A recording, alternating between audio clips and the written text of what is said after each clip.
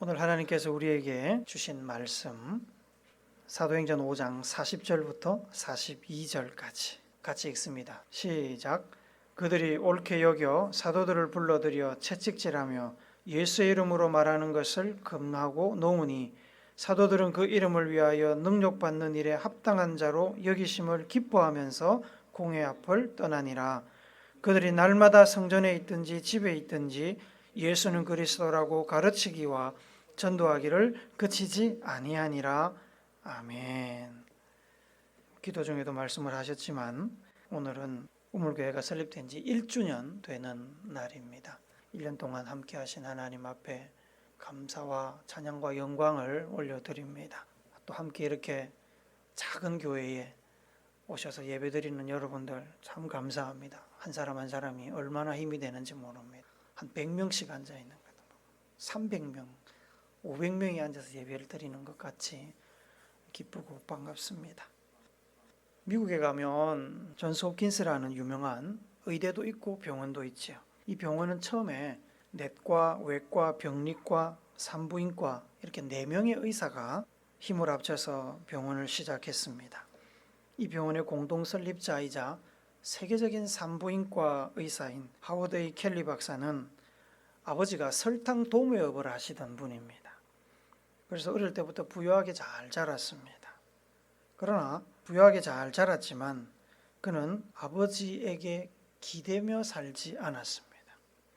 아버지는 노예 해방을 위해서 남북 전쟁에 참여할 만큼 의식 있는 착한 부자였습니다.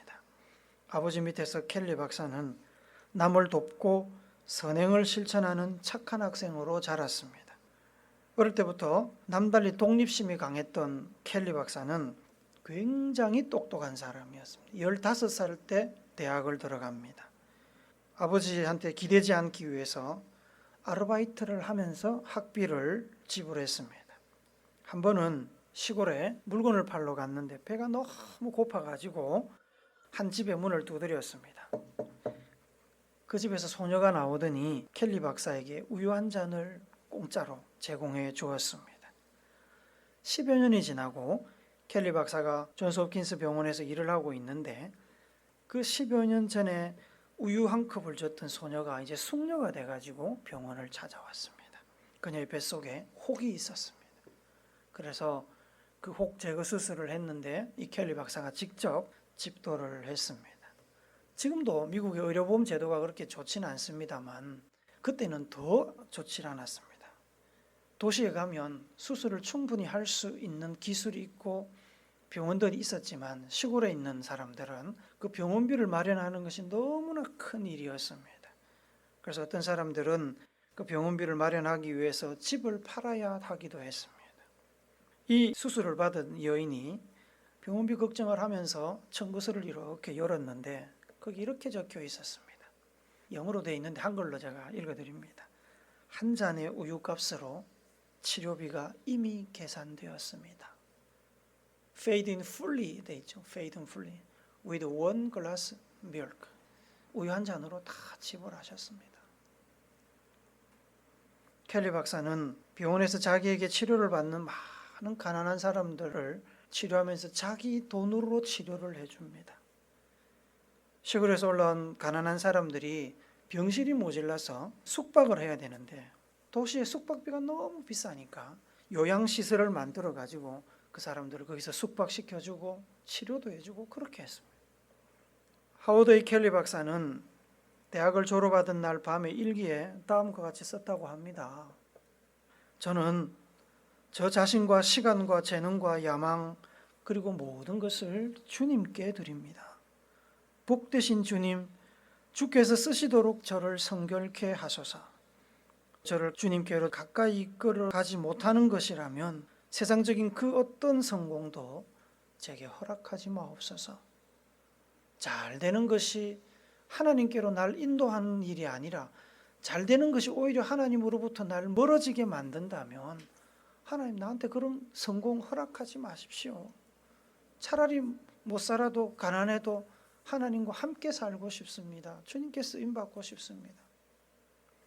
그의 기도대로 그의 의술은 평생 이웃을 위해서 사용되었습니다. 켈리 박사는 믿음을 삶으로 실천한 사람, 예수님의 참 제자였습니다. 그는 예수님의 가르침을 따라서 예수님을 위해서 살았습니다. 세상에는 세 종류의 사람이 있습니다. 예수님의 덕을 보고 사는 사람, 예수님과 싸우는 사람, 예수님을 위해서 사는 사람. 예수님의 덕을 보고 사는 사람은 말 그대로 예수님으로부터 이득을 취하는 사람입니다. 예수님과 대립하는 사람은 예수님에게 무관심해서 예수님을 외면하면서 살거나 예수님의 가르침, 예수님의 교회, 예수님의 성도들과 대적하고 싸우는 사람들입니다. 예수님을 위해서 사는 사람은 단순히 예수님을 알고 덕을 보는 것에서 그치는 것이 아니라 자신의 삶을 예수를 위해서 바치고 하루하루 예수님께 영광을 돌리는 사람입니다. 설교 끝. 이해 다 했으면 사실은 더 이상 설교할 필요가 없습니다. 다 했죠? 그래도 아쉬워서 조금 더 설명을 드립니다. 예수님 덕을 보고 사는 사람, 예수님 덕을 보고 사는 사람은 어떤 사람입니까? 모든 사람이죠. Everyone. 이 땅에 예수님 덕 보지 않은 사람이 있을까요? 이 세상에 예수님 덕 보지 않은 사람 한 사람도 없습니다. 요한복음 1장 1절 말씀 우리 한번 읽어봅시다. 시작. 태초에 말씀이 계시니라. 이 말씀이 하나님과 함께 계셨으니 이 말씀은 곧 하나님이시니라. 창세기에 보면 하나님께서는 말씀을 통해 세상을 창조하십니다. 말씀이 하나님과 함께 계셨고 말씀이 하나님이라는 말은 말씀과 하나님이 다른 존재이면서 동시에 같은 존재다 이 말입니다. 신학적으로 어려운 표현입니다. 우리가 잘 알고 있는 표현으로 하자면 삼위일체 하나님을 이야기하는 겁니다. 이 말씀이 바로 우리가 알고 있는 예수님입니다. 그러므로 세상은 예수님 덕분에 존재하게 됐습니다. 그리고 지금도 예수님 덕분에 존재하고 있습니다. 예수님께서 한 사람이라도 더 구원하기 위해서 하나님의 심판을 미루고 계시기 때문에 우리가 지금 살아있는 겁니다. 구체적으로 예수님 덕 본 사람들, 예수님 덕분에 이덕을 본 사람들을 말하자면 많겠지만 그리스도인들이 예수님의 덕을 보는 대표적인 사람들이 아니겠습니까? 예수님의 희생과 사랑 때문에 영원히 죽을 사람들이 죄 용서를 받고 살게 되었습니다. 예수님의 중재로 인해서 하나님과 깨졌던 관계가 회복이 되었습니다. 예수님은 말씀하십니다. 요한복음 3장 16절 말씀 같이 봅니다. 시작. 하나님이 세상을 이처럼 사랑하사 독생자를 주셨으니 이는 그를 믿는 자마다 멸망하지 않고 영생을 얻게 하려 하심이라. 독생자 예수님을 믿으면 하나님께서 죽음이 아니라 생명을 주십니다. 그래서 그 생명 가지고 우리가 지금 살고 있는 겁니다. 보다 현실적으로 예수님 덕분에 이덕을 본 사람을 예를 들으라고 한다면 접니다. 이재용 목사, 예수님 덕을 무지 많이 본 사람입니다. 저는 예수님 덕분에 목사가 돼서 작년까지 예수님의 몸된 교회 공동체로부터 사례비를 받으면서 살았습니다. 그 사례비로 아이들도 키우고 가정을 유지했습니다. 성도들이 예수 이름으로 내신 헌금 중에 일부가 저의 사례비가 되었습니다. 지금은 예수님 덕분에 교회를 개척했고 예수님 덕분에 많은 사람들의 도움을 받았습니다. 예수님 덕분에 저는 아내를 만났고요. 결혼도 했습니다. 유학생활 중에 굶지 않고 유학을 마칠 수 있었습니다. 예수님 덕분에 오늘까지 수도 없이 죽을 위기를 많이 넘겼지만 이렇게 살아 있습니다. 이렇게 얘기하면 또 제가 엄청 고생을 많이 한 것 같은데 여기서 죽을 고비를 많이 넘겼다는 건 운전하다가 많이 졸았다는 얘기입니다. 운전하다가 많이 졸았는데 한 번도 죽은 적이 없습니다. 참 감사하죠. 감사합니다. 예수님으로부터 덕을 본 사람들은 성경에도 많이 나옵니다. 우리 마태복음 4장 23절부터 24절 말씀을 한번 같이 봅시다. 시작. 예수께서 온 갈릴리에 두루 다니사 그들의 회당에서 가르치시며 천국 복음을 전파하시며 백성 중에 모든 병과 모든 약한 것을 고치시니 그의 소문이 온 수리아에 퍼진지라. 사람들이 모든 앓는 자 곧 각종 병에 걸려서 고통당하는 자, 귀신 들린 자, 간질하는 자, 중풍병자들을 데려오니 그들을 고치시더라. 여러분이 말씀 보시면 예수님이 질병을 고쳐주시고 귀신을 쫓아내주신 수많은 사람들이 있었습니다. 그들은 예수님과 동시대에 살고 특별히 예수님과 지리적으로 가까이 살았다는 그 덕분에 큰 덕을 본 사람들입니다. 마태복음 15장 37절 38절 말씀도 봅니다. 시작. 다 배불리 먹고 남은 조각을 7 광주리에 차게 거두었으며 먹은 자는 여자와 어린이 외에 4,000명이었더라. 여러분 여기가 어디냐면 광야입니다. 광야. 아무것도 없습니다. 주막도 없습니다. 마트는 더 없습니다. 식당도 없습니다. 여기서 여자와 어린아이 외에 4,000명, 남자들만 4,000명 먹었으니까 여자들, 아이들까지 하면 못해도 1만 명 가까운 사람들이 배불리 먹었습니다. 그들이 그렇게 배불리 먹을 수 있었던 것은 예수님께서 하나님 아버지께 부탁해서 한떡 크게 쏘셨기 때문입니다. 연말에 많은 교회들이 교회 주변에 가난한 이웃들을 돕기 위해서 헌금도 하고 쌀과 김치도 나누는 일을 합니다. 성도들이 내신 헌금으로 그렇게 하는 겁니다. 성도들이 예수 이름으로 내신 헌금이 그렇게 쓰이는 겁니다. 성도들이 예수 이름으로 드린 그 헌금이 선교사를 파송하고 외국에 굶주린 아이들을 돕는 일을 합니다. 예수 이름으로 교회를 통해 도움이 필요한 많은 이들이 해마다 덕을 보고 있습니다. 예수님의 덕을 보고 있다는 겁니다. 이 땅에 존재하면서 직간접적으로 예수님의 덕을 보지 못한, 덕을 보지 않은 사람들이 없는데 그럼에도 불구하고 예수님과 대립하는 사람들도 있습니다.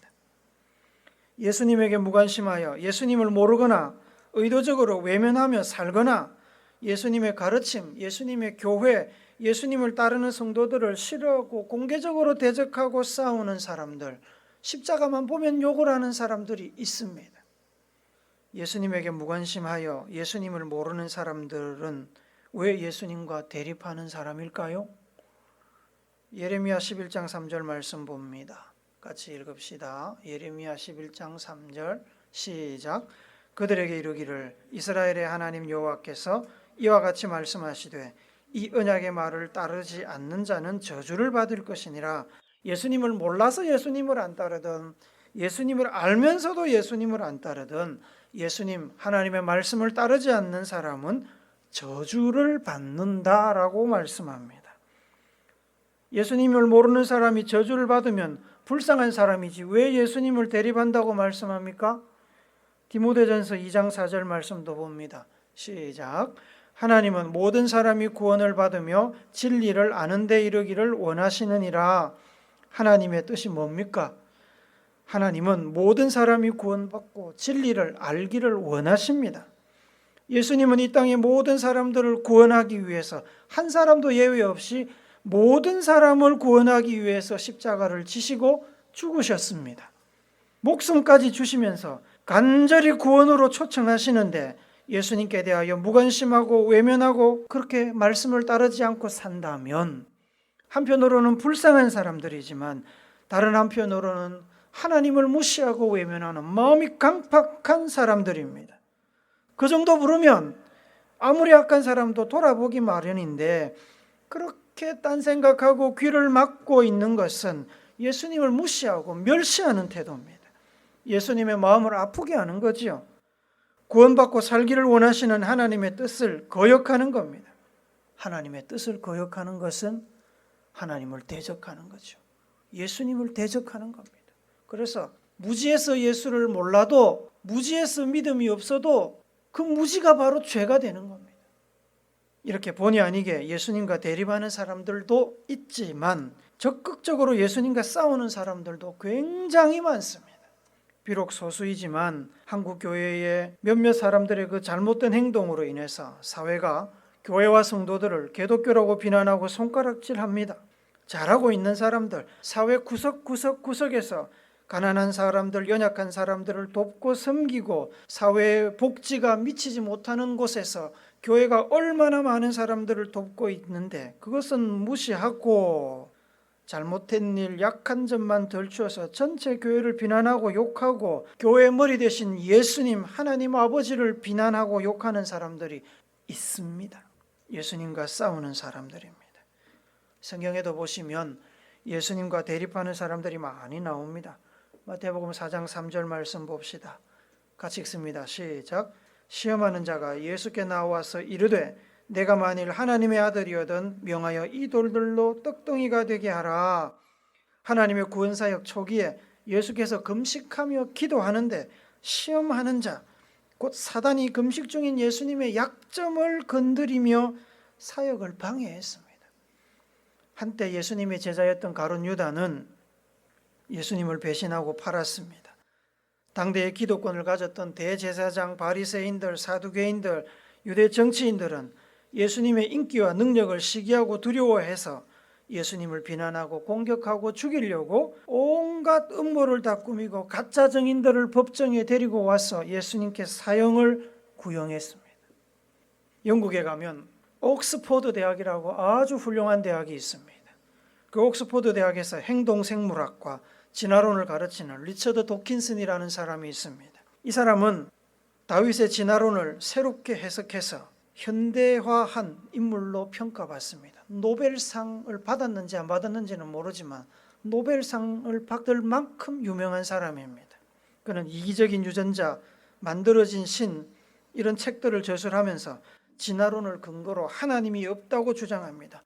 그의 똑똑한 지식과 지능을 가지고 하나님이 없다고 방송에서 책으로 언론에서 대놓고 하나님을 대적하는 사람입니다. 그는 예수님과 대립하며 싸우는 대표적인 현대 지성인입니다. 예수님의 적은 외부에만 있는 것이 아닙니다.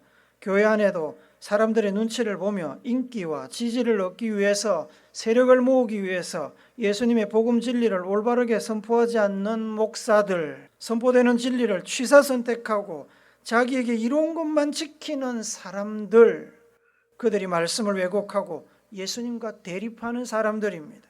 교회를 교회되게 하지 않고 교회를 사교의 장으로 이권을 획득하는 의장으로 만드는 종교 정치인들, 예수님께 무관심하고 천국에 소망도 없고 말씀을 뉴스보다 더 신뢰하지 않고 그저 눈앞에 먹고 사는 일에만 몰두하는 모든 이들이 예수님의 뜻을 가로막고 교회를 약화시키고 복음에 물을 타는 예수님을 대적하는 사람들입니다. 그런가 하면 예수님을 위해 사는 사람도 있습니다. 이 사람들은 예수님을 통해 덕을 많이 본 사람들입니다. 그러나 단지 예수님을 통해서 덕을 많이 본 것에서 멈추지 않고 예수님께 감사하며 예수님을 기쁘시게 할 방법을 찾는 사람들입니다. 예수님을 기쁘시게 하기 위해서 때로는 자기가 가진 것을 포기하기도 하고 앞길이 창창한 미래를 바꾸기도 합니다. 삶의 목표와 가치를 세상 사람들이 다 추구하는 넓고 좋고 안락하고 평안한 길에 두지 않고 사람들이 외면하고 이해하지 못하고 때로 무시하는 곳으로 자기의 인생의 방향을 틉니다. 세상 사람들을 만족시키려고 노력하지 않고 예수님만 만족시키려고 노력합니다. 그래서 사도 바울 같은 사람은 평생 예수님만 보고 살았습니다. 빌립보서 3장 8절 9절 그의 고백을 한번 같이 들어봅시다. 시작. 또한 모든 것을 해로 여김은 내 주 그리스도 예수를 아는 지식이 가장 고상하기 때문이라. 내가 그를 위하여 모든 것을 잃어버리고 배설물로 여김은 그리스도를 얻고 그 안에서 발견되려 함이니. 사도행전 20장 24절 말씀도 같이 봅니다. 시작. 내가 달려갈 길과 주 예수께 받은 사명 곧 하나님의 은혜의 복음을 증언하는 일을 마치려 하면은 나의 생명조차도 조금도 귀한 것으로 여기지 아니하노라. 이 바울의 마음입니다. 바울이 이 마음 가지고 죽을 때까지 열심을 내서 달려갔고 로마에서 목이 잘려 죽었습니다. 우리가 오늘 읽은 본문 사도행전 5장 40절부터 42절의 말씀의 배경은 이렇습니다. 예수님의 부활과 승천 이후에 제자들이 예루살렘에서 담대히 예수님의 부활의 복음을 전했습니다. 복음을 전하다가 감옥에 갇혔습니다. 천사의 도움으로 풀려나서 복음을 전하다가 또 체포되었습니다. 예루살렘 공회에서 재판을 받았습니다. 제자들을 재판하던 유대 지도자들은 다시 한번 제자들에게 복음 전하는 일을 금지하고 그들을 채찍질하고 놓아줍니다. 그렇게 매맞고 풀려난 제자들이 어떤 반응을 보였느냐? 우리 한번 본문 더 읽도록 합니다. 40절부터 42절 한 번 더 읽습니다. 시작. 그들이 옳게 여겨 사도들을 불러들여 채찍질하며 예수의 이름으로 말하는 것을 금하고 놓으니 사도들은 그 이름을 위하여 능욕받는 일에 합당한 자로 여기심을 기뻐하면서 공회를 떠나니라. 그들이 날마다 성전에 있든지 집에 있든지 예수는 그리스도라고 가르치기와 전도하기를 그치지 아니하니라. 제자들은 유대 지도자들이 금지했음에도 불구하고 겁내지 않고 오히려 고난당하는 것을 기쁘게 여기며, 내가 고난당하는 것이 예수님께서 나를 제대로 쓰고 계시다는 증거라고 생각하며 기쁘게 그 일을 감당했습니다. 이렇게 제자들이 고초를 당하면서도 계속 복음을 전할 수 있었던 것은 사도행전 5장 29절에 나오는 생각을 품고 있었기 때문입니다. 같이 읽습니다. 시작. 베드로와 사도들이 대답하여 이르되 사람보다 하나님께 순종하는 것이 마땅하니라. 하나님을 더 생각하고 하나님을 더 사랑하니까, 하나님을 더 무서워하니까 사람들의 반대와 협박에 굴복하지 않은 겁니다. 하나님이 넘버원이니까 사람들을 두려워하지 않은 겁니다. 제자들 머릿속에는 온통 예수님밖에 없었습니다.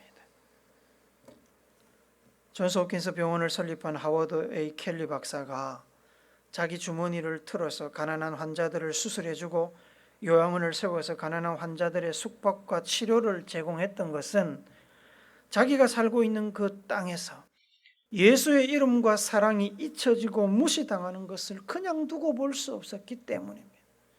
사랑이신 예수님의 가치와 가르침을 자신의 삶 가운데 드러내어서 예수님께 영광을 돌리고 예수님을 삶으로 증거하기 위해서 그랬습니다.